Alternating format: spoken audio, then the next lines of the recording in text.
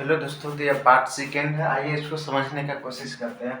तो तरंग बतला दिए थे कि तरंग क्या है। तो जब कंपन होता है किसी भी माध्यम में तो उसे हम क्या कहते हैं, तरंग कहते हैं ना। अब यहाँ पर हम समझते तरंग है को हम बतलाए थे नेक्स्ट पार्ट में कि दो भागों में बांटते हैं, यांत्रिक तरंग और अयांत्रिक तरंग। या अयांत्रिक को विद्युत चुंबकीय तरंग कहते हैं। इसका खोज मैक्सवेल ने किया था, तो इस पर आप फोकस कर लीजिएगा।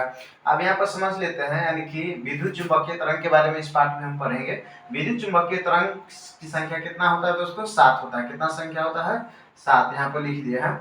अब विद्युत चुंबकीय तरंग कौन कौन सा नहीं है, तो इधर फोकस कीजिएगा आप। कैथोड किरण, कैनाल किरण, अल्फा किरण, बीटा किरण, ध्वनि तरंग, और इसमें में आप एक लिख सकते हैं पराश्रव्य तरंग।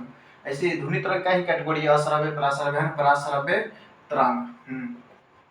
तो ये सब क्या हो जाएगा दोस्तों? विद्युत चुंबकीय तरंग नहीं है। कौन कौन सा नहीं है? कैथोड किरण, कैनाल, अल्फा, बीटा और ध्वनि तरंग और पराश्रव्य। अब यहाँ पर हम समझ लेते हैं विद्युत चुंबकीय तरंग ये सातों के बारे में और इसका उपयोग समझ लेते हैं। ठीक है, तो आप इधर फोकस कीजिए। आप सबसे पहले यहाँ पर है दोस्तों गामा किरण। 7 किरण हम लिख दिए हैं, अब देख सकते हैं इस प्रकार से गामा किरण। तो इसका खोज किया था पॉल विलार। गामा किरण ऐसे हेनरी बैकुलर भी दिया जाता है, तो आप यहाँ पे इसको देख लीजिएगा दोस्तों।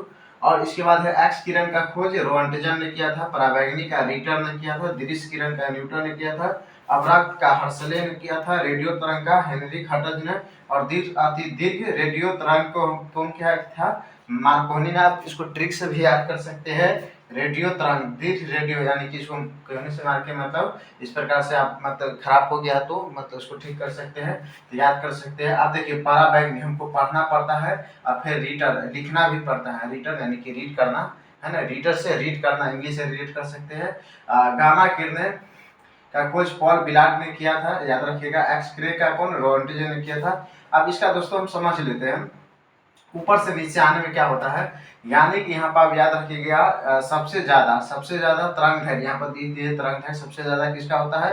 तरंग है, तो ये होता है दीर्घ रेडियो तरंग का। सबसे कम तरंग है किसका होता है? गामा किरण का, है ना। तो यहाँ पर तरंग है गामा का कितना होता है? 10 के पावर -14 से 10 के पावर -10, और दीर्घ तरंग के 10 के पावर यानी 1 मीटर से लेकर 10 के पावर 4 मीटर तक होता है ना। इसी प्रकार यहाँ पर दोस्तों याद रखिएगा गामा किरणें की आवृत्ति क्या होता है? अधिक। आवृत्ति कितना है?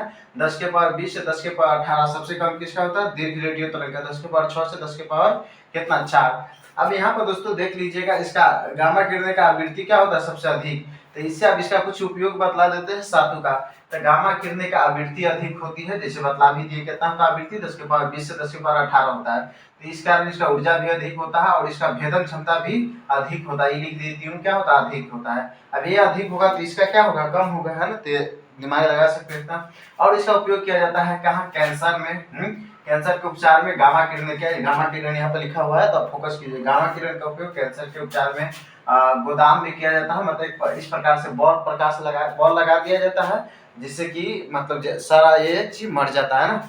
अब यहाँ पर तो इसका किया जाता है गोदाम में MRI मशीन में, मैग्नेटिक रेजोनेंस इमेजिंग, इसमें इसका एक मशीन है, इसमें यूज किया जाता है। रेडियो एक्टिविटी पदार्थ में किसका यूज किया जाता है? गामा किरण। कहाँ कहाँ किया जाता है? कैंसर में, गोदाम में, MRI मशीन में, रेडियो एक्टिविटी पदार्थ में। नाभिक विखंडन भी याद कर सकते हैं। आप समझ लेते हैं एक्स किरण। इसका उपयोग किया जाता है चिकित्सा औद्योगिक क्षेत्र में। चिकित्सा में बोले तो हड्डी उड्डी सब एक्सरे करने के लिए, है ना। दांत का हो गया, रतन जैसे सोना भूषण सब का भी किया जाता है एक्सरे करने में। डॉक्टर 6 रोएंटजन मतलब 6 रोएंटजन का एक्सरे करते हैं। पराबैंगनी किरण अब इसका उपयोग सिकाई करने में, कैंसर हो इससे देखिए। पराबैंगनी किरण सूरज से निकलने वाली किरण को हम दोस्तों क्या कहते हैं? पराबैंगनी किरण कहते हैं। सूर्य से निकलने वाले किरण को पराबैंगनी किरण। इससे ओजोन परत सोख लेता है, लेकिन अगर नहीं रहेगा तो पराबैंगनी किरण से हमको कैंसर हो मतलब हम सभी लोगों को कैंसर हो सकता है। तो देखिए सिंपल है, पराबैंगनी किरण से क्या हो सकता है? कैंसर। अब दृश्य किरण जो प्रकाश 7 रंग होता है, इसको पढ़ना है। बैजानी हैप्पी नाला आपको थोड़ा मोड़ा पता होगा, है ना। तो इससे हम वस्तु को देख सकते हैं सिंपल। और इसका उपयोग जल में कीटाणुओं को मारने के रूप में भी किया जाता है। अगर दीवार पर कुछ अदृश्य लिखा हुआ है तो उसका भी यूज हम इससे अधिक कर सकते हैं, देखने के रूप में आप समझ सकते हैं। ये सॉरी दोस्तों, इसका यूज नहीं कर सकते हैं ना, आप यहाँ पर देख सकते हैं। चलिए जो भी है फिलहाल इस दृश्य किरण के लिए आप दोस्तों इतना याद रखिएगा। इससे हम वस्तुओं को देखा इससे हम वस्तु देख सकते हैं और इसका जीवाणु जल में कीटाणु मारने के रूप में इसका क्या किया जाता है दोस्तों, यूज किया जाता है। दृश्य किरण के लिए आप दो ही याद रखिएगा।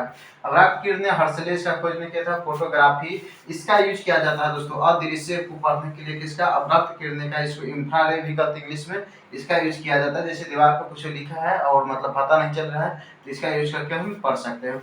अवराक्त किरण में इंफ्रा इसका उपयोग किया जाता है फोटोग्राफी में, रिमोट में, कोहारा में, यानी अंधेरा है उसमें फोटो मतलब कैमरा के रूप में इसको सीसीटीवी कैमरा के रूप में यूज किया जाता है। ऊष्मा पहचानने के रूप में इसका यूज किया जाता है।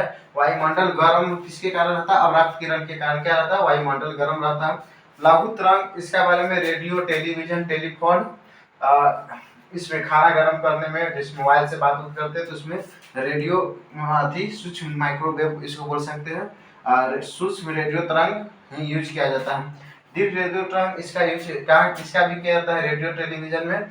और मौसम की अति संभावना यानी कि मौसम की भविष्यवाणी दीर्घ रेडियो तरंग से बताया जाता है। इसका तरंग है अधिक होता है, बतला दी है।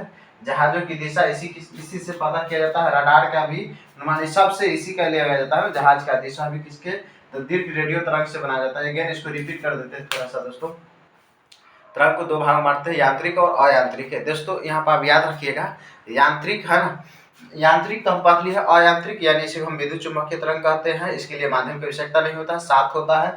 इससे पहला गामा हो जाएगा। गामा किरण का यूज कहाँ किया जाता है, कैंसर, गोदाम, कैंसर यहाँ देख सकते हैं, कैंसर, गोदाम, एमआरआई मशीन है ना, इसका भेदन क्षमता अधिक होता है, आवृत्ति, ऊर्जा और ये सब क्या होता है, अधिक होता है। एक्सरे का अति हड्डी, दांत, रत्नों में उपयोग किया जाता है। इसका इम्पोर्टेंट है यही उपयोग। पराबैंगनी किरण का बात कर लेते हैं, इससे कैंसर हो सकता है। दृश्य किरण से वस्तु जल में कीटाणु मारने के लिए। अवराक्त किरण रिमोट में किया जाता है, वायुमंडल गर्म रहता है ना, उष्मा पहचानने के लिए।